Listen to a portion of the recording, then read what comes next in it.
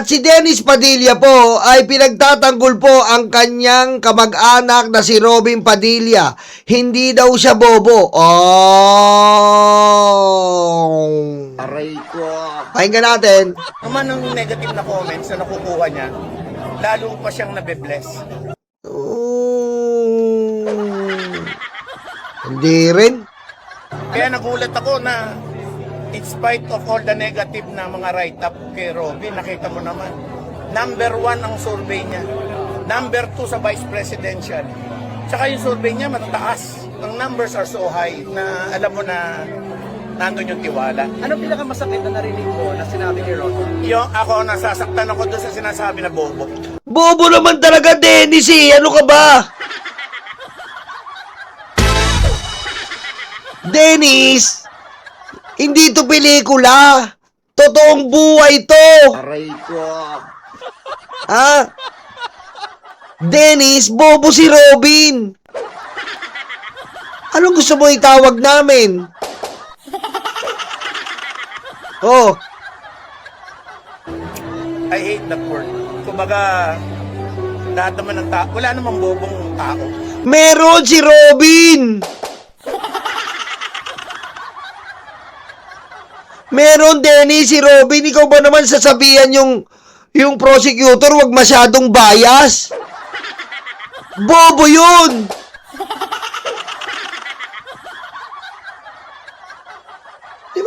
Di ba, Dennis? Anak ng wedding naman, oh. Tsaka parang very insulting, parang sa mga bashers, parang wag naman tayong umabot sa ganung kababa. Anong kababa yung si Robin na naglagay sa sarili niya. Muslim siya, kita mo. Oh, Muslim siya. Pinagtatanggol niya yung kay OJC. Muslim siya. Kumakain siya ng baboy. Aray ko. Diba? Tama nga yung sinabi ni Angel Locsin eh. Diba? Tama yung sinabi ni Angel Locsin. Oh, Muslim siya, tinagtatanggol niya na may minger ng katulong. Muslim siya, pinagtatanggol niya yung mamamatay tao. Aray ko. Komunista daw siya. Anong tawag mo doon, Dennis? Bobo yun! Itaas naman natin ang quality ng pagsasalita natin. May mga pinag-aralan naman ng mga Pilipino. Wag, mas madaling mag-criticize sa more... Hindi kami magsasalita dito, Dennis, kung hindi ganun kabobo si Robin. Bobo talaga yan ang magagawa namin. As in bobo. Aray ko. Ting na paraan, hindi kailangan yung ganong words. Actually, hindi lang sa bashers nasasaktan si Robin. Parang recently, may naging statement si Ted Filon na dun siya mas na-hurt, dun sa parang pinalalabas nga siyang bobo. Kahit si Angel Locsin nag-comment din. Yeah, mali. Hindi maganda. Tsaka I'm sure yung mga comments ng mga tao na yan, tandaan nyo to, babalik sa inyo yan. God will prove you wrong. Anak ng wedding, anong God will prove you? Wrong na nga si Robin eh. Sa bunganga niya nilabas lahat ng wrong. Aray ko. Oh, pakinggan mo to ha. Oh, Dennis, pakinggan mo to, mga estudyante. Pakinggan mo ang sabi ng mga estudyante, oh.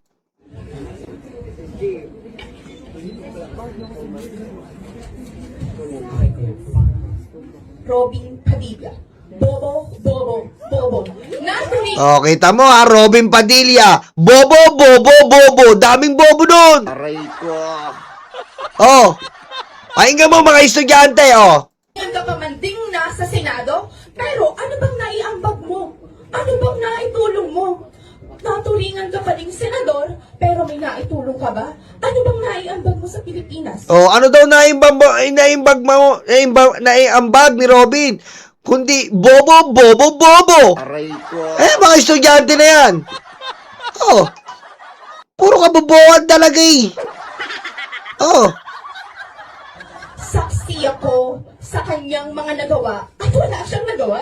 oh, kita mo, saksi ako sa kanyang mga nagawa, wala siyang ginawa. Aray ko.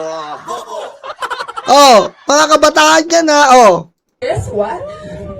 Parang laro ba ang Senado sa'yo? Sa tingin ko, dapat bumalik ka na lang sa pelikula dahil dun ka lang akma. Hindi ka akma sa Senado dahil ito ay para sa mga Pilipino na may mata, may isip, may talino at malasakit sa kanyang nasasakupan. Oh, kita mo? Ang Senado para sa mga Pilipino na may utak. Utik nagkalat si Robin. Aray ko. Robin, di na. May pa. Ginoong maestradong ko, taas-taasan, may ganong paleche, napaka kataas-taasan, supremo, katungkulan. Aray ko. Parang tanga. Oh, diretso mo, Neng. Guess what? Parang laro ba ang Senado sa'yo? Sa tingin ko, dapat bumalik ka na lang sa pelikula dahil dun ka lang akma. Hindi ka akma sa Senado dahil ito ay para sa mga Pilipino na may mata, may isip, may talino at malasakit sa kanyang nasasakupan. At sa aking palagay, ang iyong posisyon ay para lamang sa iyong pangsariling ambisyon. Hindi para sa mamamayang Pilipino. At bilang nakambini ng karapatan, hinihikayat ko kayo na hindi tayo dapat maging bobotante at maging responsabling mamamayan. Katsaksi na tayo sa katiwalian, korupsyon. Kung kaya tayo ang biktima, tayo rin ang magiging solusyon. Yun lang po at maraming Yes! Tayo po, mga kababayan, ha. Mga estudyante, galit na kay Robin kasi nga, bobo. Wala tayong magagawa dyan, Robin. Ha? Ikaw ang nagdulot ng indulto sa sarili mo. Yung kabobohan mo, talagang pinilit-pilit mo. Diba? Oy, Yuki Sawaki, artistahin ka na, Nyolo Pogi. Maliit na bagay. Thank you. Thank you. Oh, di ba? Oh, dumako tayo dito. Ito naman. Ito na, sinamahan pa ng asawa na boba. Aray ko. Usang ina talaga, oh. Oh. So, Samar Island today, and I realized na ang common sense pala ay hindi ganun ka-common. Tingnan mo naman, oh. Boba! Lalo na dun sa mga people na sabi nila, sobrang talino nila, ganyan, na tinitake pala nila lahat literally.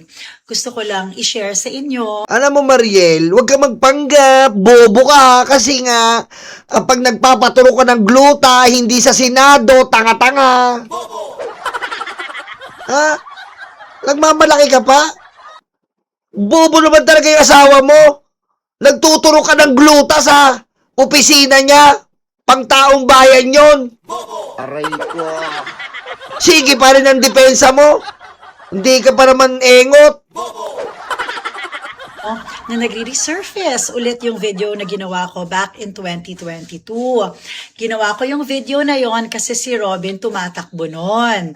And praise God, bait ng Panginoon, mahal naman siya ng tao. So anyway, nung panahon na yon, nung tumatakbo siya, sabi, si Robin Padilla hindi qualified kasi hindi naman niya nagtapos ng pag-aaral. So, kinorekt ko yon. Sabi ko, si Robin nakatapos ng criminology. Tapos, tinatanong din ng mga tao, anong gagawin yan? Ang trabaho ng isang senador ay gumawa ng batas. So, sinabi ko na nasa bilibid pa lang siya, gumagawa na sila ng batas. Tinake yan ng literally. Tama naman eh. Ano gusto mo palabasin doon? Si Robin, no? Siyempre, hindi ka naman makakapagpasa ng batas kung hindi ka senator, kung hindi ka legislator. Pero siya po kasi yung case study niyan. Siya po kasi yung dahilan kaya nabuo yung pag-amend nung batas na yon, known as the Robin Padilla Law, ang RA 8294. Siya ba ang gumawa? Ikaw nagsabi! Tanga! So, eto na nga. Sa tingin nyo ba, tayo yung mga matatalino dyan, nung ginagawa yung batas na yan, nung dinadraft yung batas na yan, sino kaya ang pinuntahan nila? Question, in-interview, kinausap para makagawa ng batas. Reference lang si Robin, boba! Aray ko. Ha? Ang tawag doon, ginawa ka lang reference.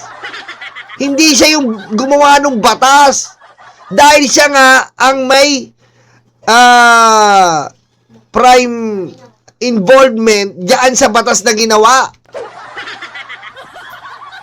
Boba! Diba si talaga? Ano ba nangyari nung panahon na yon? Oh, ito na si Mr. B. Boss B. Ano yan eh? Yan yung Presidential Decree 1866. Nung dineclare ang martial law, nagkaroon ng matinding punishment ang mahu. What is beauty if brain is empty? Tama, para Eduardo. Anak ng weteng talaga. Hulihan ng barel. Kasi nung panahon na yan, Oh. matindi ang rebellion. Kaya ang naging sentensya niyan ay kung hindi death sentence, life sentence. Ngayon, nung tayo po ay nangulungan, nagkaroon ng pagkamulat yung ating mga mambabatas. Nakita nila na ang tagal na nito, martial law pa, 1995 na, bakit hindi pa natin to naamendahan? Kaya po nagkaroon ng mga public hearing. Kasi hindi naman po pwede na mag-aamenda ka ng batas na hindi magkakaroon ng public hearing. So, diyan po sa isinagawa na yan, nagkaroon po ng mga interview sa amin, diyan po sa Bilibid, sa New Bilibid Prison. At syempre po, alam po ninyo, hindi lang po daan ang apektado ng batas na yan. Katunayan, nung So, pag in-interview si Robin Mariel, siya na yung gumawa ng batas. Aray ko. Yung ba yun? Ha? In-interview siya kasi nga siya ang involved. Ginawa lang siyang example, ginawa siyang reference. Aray ko. Isa yung batas na yan, na RAA 294. O, tama to si Idol si Chiquito. So, yung Rizal Law, kinausap din si Rizal. Magaling ka talaga, idol ko si Chiquito. Ha? Magaling ka, idol ko si Chiquito. Ayop ka. Libo po ang, ulitin ko po libo po ang nakinabang Oh. sa batas na yan. Marami po ang lumayan. Kaya yan po ay hindi naman po, ang tawag nga nila po dyan sa informal, hindi po formal, informal, ay Robin Padilla Law. Dahil nagkaroon po ng pagkamulat nung ako po ay nakulong. Yan po ngayon ang nagpababa ng mga sentensya ng mga bilanggo na masasabi pong nagkaroon ng hindi patarungan. Dahil nga po. So, ikaw ba gumawa nung nasa balanggo ka? Hindi ikaw. Dahil sabi ni Mariel, nakakulong nga si Robin, gumawa na siya ng batas. Aray ko. Diyan sa tinatawag. Biro mo totoo yun di ba? Mga ganyang bagay na involved ka sa kasamaan, pinagmamalaki pa Tawag natin na PD 1866. Ang mga gumawa po niyan ay si Senador Ramon Revilla Sr. at si Congressman Raul Daza. Sila po ang mga naging author niyan.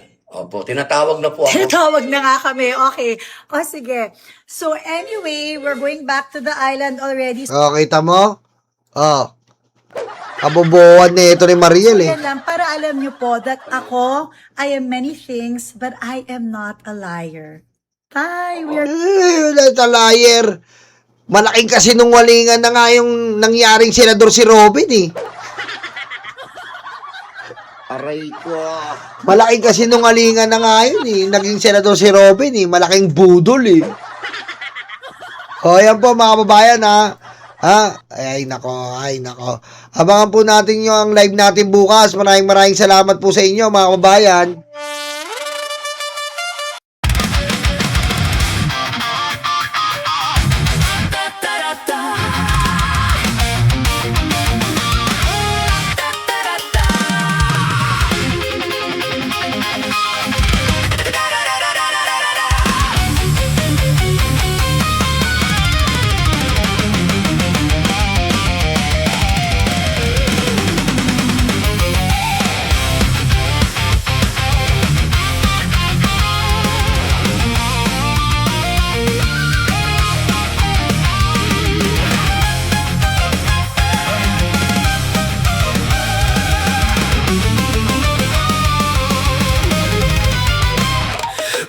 Tahimik daw ang paligid, putukan daw ay maririnig.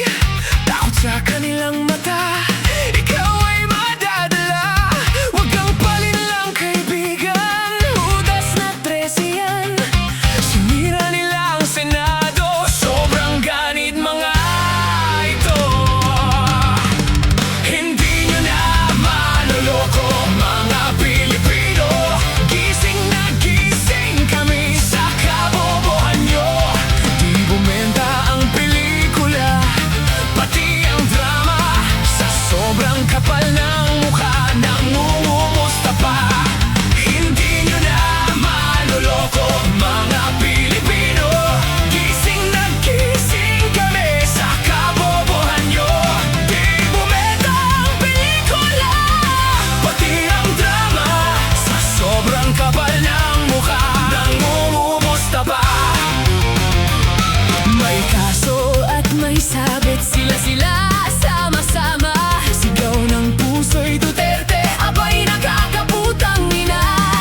10 utos kaibigan, huwag patayin ang kapwa mo. Tinago nila si Bato, pinatakas din ito. Hindi nyo na maloloko mga Pilipino. Gising na gising kami sa kabobohan nyo. Di bumenta ang pelikula, pati ang drama. Sa sobrang kapal ng mukha, nangungumusta pa. Hindi nyo na maloloko mga Pilipino. Gising na gising kami sa kabobohan nyo. Di bumenta ang pelikula, pati ang drama. Sa sobrang kapal ng mukha, nangungumusta pa.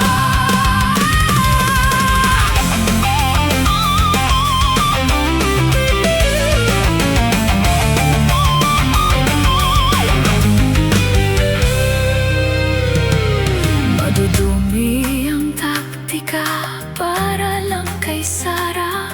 Taong bayan hindi inisip, taong bayan hindi nadinig. 10 utos kaibigan, huwag magnakaw sa tao. Singungaling